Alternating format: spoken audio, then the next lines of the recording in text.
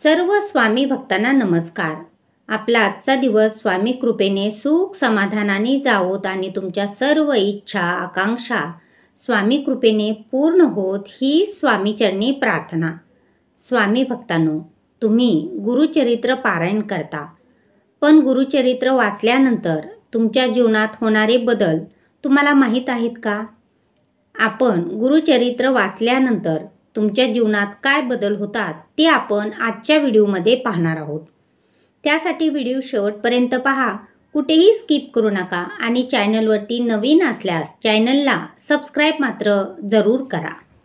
स्वामी भक्तांनो, पहिली गोष्ट म्हणजे गुरुचरित्र वाचणारी व्यक्ती ही मुळातच खूप भाग्यवान व पुण्यवान असते।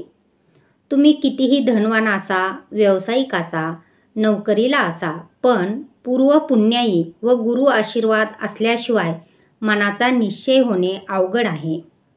घरी आपण पारायण करतो त्याचे 10 पट आपल्याला फळ मिळत असते। जर केंद्रामध्ये गुरुचरित्र पारायण केले तर 100 पटीने आपल्याला फळ मिळते। कारण दत्त महाराजाची पुण्यभूमी आहे हे आपण कधीच विसरू नये। तुमच्या मनात कुठलीही इच्छा असू द्या, मनापासून संकल्प करून गुरुचरित्र वाचल्यास ती 100% पूर्ण होतेच असा शेकडो लोकांचा तोकडा अनुभव आहे। ज्याचे मनोबल पूर्ण खच्ची झाले आहे ना, मन स्थिर राहत नाही, एकाग्रता संपली असेल तर गुरुचरित्र वाचनाने पूर्णपणे ते बरे होते। विवाह विलंब व अडकलेले विवाह जुळतात।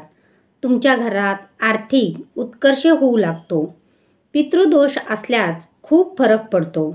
ज्यांना संतती नाही ना, त्यांनी तर संतती होण्यासाठी गुरुचरित्र पारायण अवश्य करावे।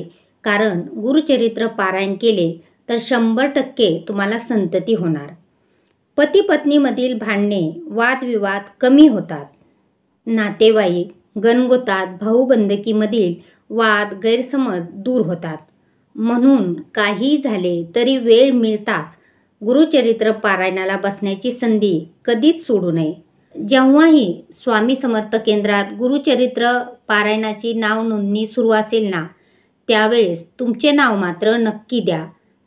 कारण जर तुम्ही केंद्रात गुरुचरित्र पारायण केले तर त्याचे फळ तुम्हाला 100 पटीने अधिक मिळते आणि तुमच्या सर्व इच्छा मनोकामना पूर्ण होतात।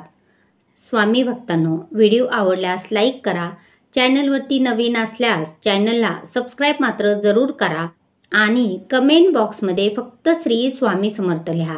तुमची एक कमेंट आम्हाला प्रोत्साहित करत असते। श्री स्वामी समर्थ।